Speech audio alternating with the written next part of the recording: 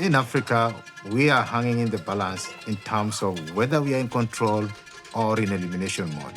Since the last 2 decades, we've been able to avert over 11 million deaths, but we're now stalling. We have the parasite in the rope, but we can't take our foot off the gas pedal because we know history will repeat itself with a devastating toll.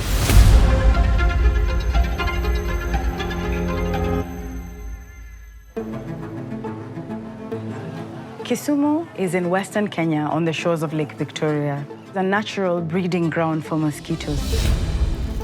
Ni changamoto kubwa sana hapa kwetu.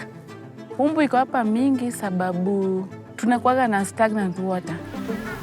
Ikifika masaa kama saa ya jioni hivi, sasa ziko mingi, zinapiga tu nduru kama binadamu. I always say that eliminating malaria starts and ends within the communities. Because these families live in rural areas, it is important for us to reach them. So when a child is sick, we'll do rapid diagnostic tests. And when the test is positive, then we'll treat for malaria.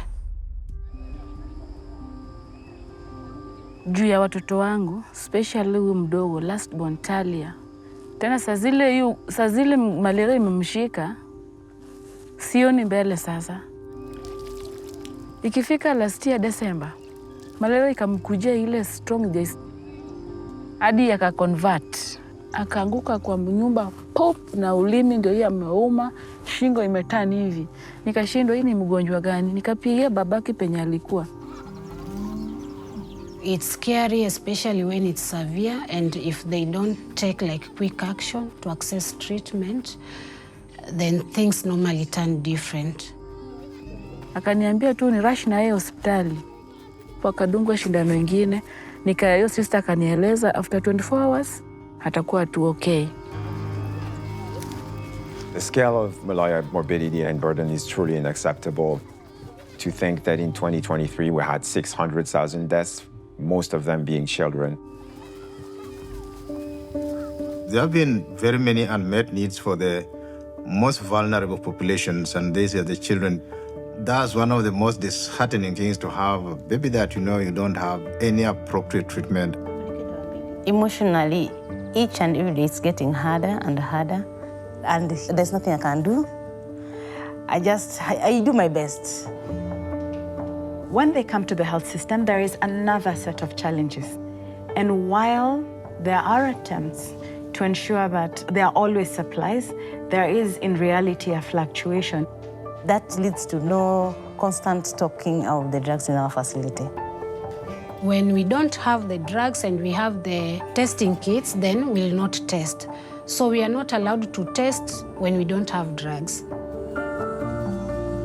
As well as challenges in terms of access, we have the threat of resistance to insecticides, but also emerging resistance to drugs. Because of global warming, we're seeing now that malaria is popping up in other areas that we haven't seen in the past. And this is going to put a lot of strain on the little resources that are available for disease management across the countries. When it reaches a point that I can't help, I feel so demoralized. Ni shida kubwa hapa area yetu. Imefanya watu wengi wakufe, pamoja na watoto. We can't afford to stop.